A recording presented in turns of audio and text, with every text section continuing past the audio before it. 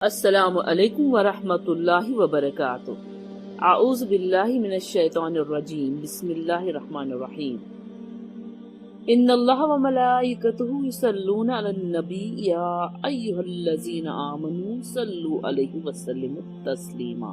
اللہم صل علی سیدنا محمد وعلی آل سیدنا محمد کما صلیت علی ابراہیم وعلی آل ابراہیم انک حمید مجید۔ اللہم بارک علی محمد وعلی آل محمد کما بارکت علی ابراہیم وعلی آل ابراہیم انک حمید مجید۔ وانک لعلی خلق عظیم، آپ بے شک بہت بلند اخلاق پر فائز ہیں۔ سامعین کرام، دار الخیر کشمیر کی جانب سے رحیق المختوم لے کر ہم حاضر ہیں۔ سیرت النبوی صلی اللہ علیہ وسلم کے آج کے شمارے میں ہم خاندان نبوت کو جانتے ہیں۔ نبی صلی اللہ علیہ وسلم کا سلسلہ نسب 3 حصوں پر تقسیم کیا جا سکتا ہے۔ ایک حصہ جس کی صحت پر اہل سیر اور ماہرین انساب کا اتفاق ہے، یہ عدنان پہ ختم ہوتا ہے۔ دوسرا حصہ جس میں اہل سیر کا اختلاف ہے، کسی نے توقف کیا ہے اور کوئی قائل ہے، یہ عدنان سے اوپر حضرت ابراہیم علیہ السلام تک اختتام ہوتا ہے۔ تیسرا حصہ جس میں یقیناً کچھ غلطیاں ہیں، یہ حضرت ابراہیم علیہ السلام سے اوپر حضرت آدم علیہ السلام تک جاتا ہے۔ اس کی جانب اشارہ گزر چکا ہے۔ پہلا حصہ محمد بن عبداللہ بن عبد المطلب بن ہاشم بن عبد مناف بن قصی بن کلاب بن مرہ بن کعب بن لوئی بن غالب بن فہر بن مالک بن نضر بن کنانہ بن خزیمہ بن مدرکہ بن الیاس بن مزر بن نزار بن معد بن عدنان۔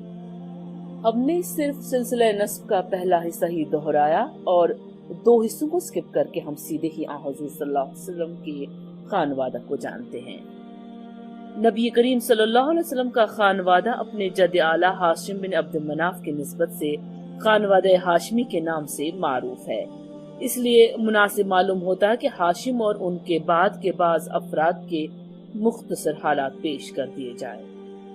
حضور صلی اللہ علیہ وسلم کا خانوادہ اپنے جد اعلیٰ ہاشم بن عبد مناف کی نسبت سے خانوادہ ہاشمی کے نام سے معروف ہے۔ اس لیے مناسب معلوم ہوتا ہے کہ ہاشم اور ان کے بعد کے بعض افراد کے مختصر حالات پیش کیے جائیں۔ ہم بتا چکے ہیں کہ جب بنو عبد مناف اور بنو عبددار کے درمیان عہدوں کی تقسیم پر مسالت ہو گئی تو عبد مناف کی اولاد میں ہاشم ہی کو سقایہ اور رفادہ یعنی حجاج کرام کو پانی پلانے اور ان کی میزبانی کرنے کا منصب حاصل ہوا۔ ہاشم بڑے معزز اور مالدار تھے۔ یہ پہلے شخص ہیں جنہوں نے مکے میں حاجیوں کو شوربہ روٹی سان کر کھلانے کا اہتمام کیا۔ ان کا اصل نام عمر تھا، لیکن روٹی توڑ کر شوربے میں ساننے کی وجہ سے ان کو ہاشم کہا جانے لگا، کیونکہ ہاشم کے معنی ہے توڑنے والا۔ پھر یہی ہاشم وہ پہلے آدمی ہیں جنہوں نے قریش کے لیے گرمی اور جاڑے کے 2 سالانہ تجارتی سفروں کی بنیاد رکھی۔ ان کے بارے میں شاعر نے جو شعر کہا ہے اس کا مفہوم ہے، یہ وہی عمر ہیں جنہوں نے قحط کی ماری ہوئی اپنی لاغر قوم کو مکے میں روٹیاں توڑ کر شوربے میں بھگو کر کھلائیں اور جاڑے اور گرمی کے دونوں سفروں کی بنیاد رکھی۔ ان کا ایک اہم واقعہ یہ ہے کہ وہ تجارت کے لیے ملک شام تشریف لے گئے۔ راستے میں مدینہ پہنچے تو وہاں قبیلہ بنی نجار کی ایک خاتون سلمہ بن عمر سے شادی کر لی اور کچھ دنوں وہیں ٹھہرے رہے۔ پھر بیوی کو حالت حمل میں میکے ہی میں چھوڑ کر ملک شام روانہ ہو گئے۔ وہاں جا کر فلسطین کے شہر غزہ میں انتقال کر گئے۔ ادھر سلمہ کے بطن سے بچہ پیدا ہوا۔ یہ 497 عیسوی کی بات ہے۔ چونکہ بچے کے سر کے بالوں میں سفیدی تھی، اس لیے سلمہ نے اس کا نام شیبہ رکھا اور یثرب میں اپنے میکے ہی کے اندر اس کی پرورش کی۔ آگے چل کر یہی بچہ عبد المطلب کے نام سے مشہور ہوا۔ عرصے تک خاندان ہاشم کے کسی بھی آدمی کو اس کے وجود کا کوئی علم نہ تھا۔ ہاشم کے کل 4 بیٹے اور 5 بیٹیاں تھیں، جن کے نام ہیں اسد، ابو سیفی، نزلہ، عبد المطلب، اور بیٹیاں شفا، خالدہ، ضعیفہ، رقیہ اور جندہ۔ عبد المطلب۔ پچھلے صفحات سے معلوم ہو چکا ہے کہ سقایا اور رفادہ کا منصب ہاشم کے بعد ان کے بھائی مطلب کو ملا۔ یہ بھی اپنی قوم میں بڑی خوبی و اعزاز کے مالک تھے، ان کی بات ٹالی نہیں جاتی تھی۔ ان کی سخاوت کے سبب قریش نے ان کا لقب فیاض رکھ چھوڑا تھا۔ جب شائبہ یعنی عبد المطلب 10-12 برس کے ہو گئے تو مطلب کو ان کا علم ہوا اور وہ انہیں لینے کے لیے روانہ ہوئے۔ جب یثرب کے قریب پہنچے اور شائبہ پر نظر پڑی تو اشک بار ہو گئے، انہیں سینے سے لگایا اور پھر اپنی سواری پر پیچھے بٹھا کر مکہ کے لیے روانہ ہو گئے، مگر شائبہ نے ماں کی اجازت کے بغیر ساتھ جانے سے انکار کیا، اس لیے مطلب ان کی ماں سے اجازت کے طالب ہوئے مگر ماں نے اجازت نہ دی۔ آخر مطلب نے کہا کہ یہ اپنے والد کی حکومت اور اللہ کے حرم کی طرف جا رہے ہیں۔ اس پر ماں نے اجازت دے دی اور مطلب انہیں اپنے اونٹ پر بٹھا کر مکہ لے آئے۔ مکے والوں نے دیکھا تو کہا یہ عبد المطلب ہے، یعنی مطلب کا غلام ہے۔ مطلب نے کہا نہیں، یہ میرا بھتیجا ہے، یعنی میرے بھائی ہاشم کا لڑکا ہے۔ پھر شائبہ نے مطلب کے پاس پرورش پائی اور جوان ہوئے۔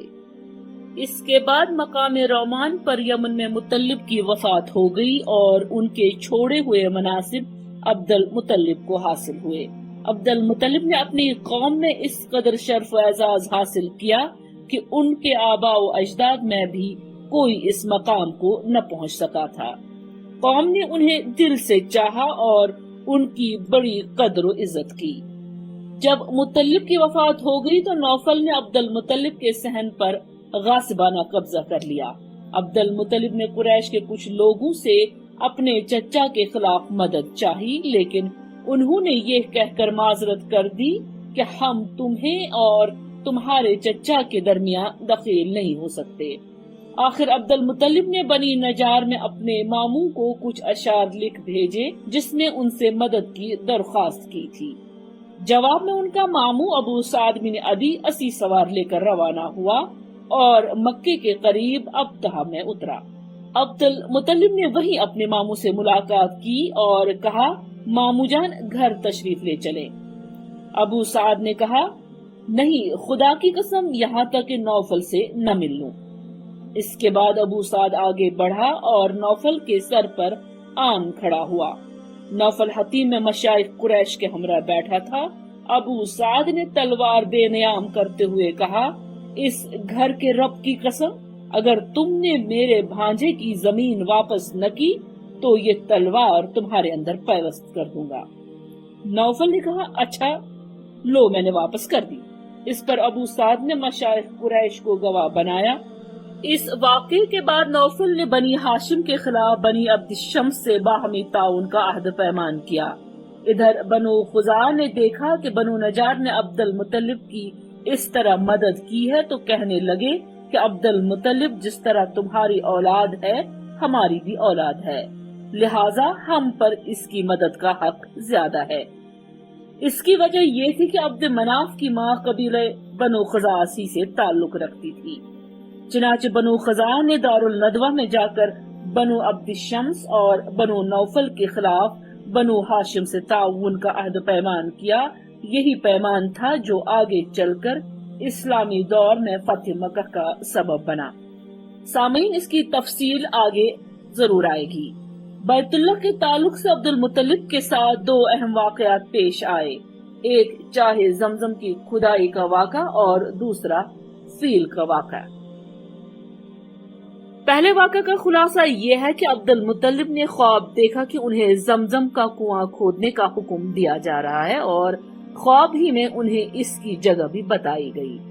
انہوں نے بیدار ہونے کے بعد کھدائی شروع کی اور رفتہ رفتہ وہ چیزیں برآمد ہوئی جو بنو جرہم نے مکہ چھوڑتے وقت چاہے زمزم میں دفن کی تھی، یعنی تلواریں، زرہیں اور سونے کی دونوں ہرن۔ عبد المطلب نے تلواروں سے کعبے کا دروازہ ڈھالا، سونے کے دونوں ہرن بھی دروازے ہی میں فٹ کیے اور حاجیوں کو زمزم پلانے کا بندوبست کیا۔ کھدائی کے دوران یہ واقعہ بھی پیش آیا کہ جب زمزم کا کنواں نمودار ہو گیا تو قریش نے عبد المطلب سے جھگڑا شروع کیا اور مطالبہ کیا کہ ہمیں بھی کھدائی میں شریک کر لو۔ عبد المطلب نے کہا یہ ایسا نہیں ہو سکتا، میں اس کام کے لیے مخصوص کیا گیا ہوں، لیکن قریش کے لوگ باز نہ آئے، یہاں تک کہ فیصلے کے لیے بنو سعد کی ایک کاہنہ عورت کے پاس جانا طے ہوا اور لوگ مکہ سے بھی روانہ ہو گئے، لیکن راستے میں اللہ تعالیٰ نے انہیں ایسی علامات دکھلائی کہ وہ سمجھ گئے کہ زمزم کا کام قدرت کی طرف سے عبد المطلب کے ساتھ مخصوص ہے، اس لیے راستے ہی سے واپس پلٹ آئے۔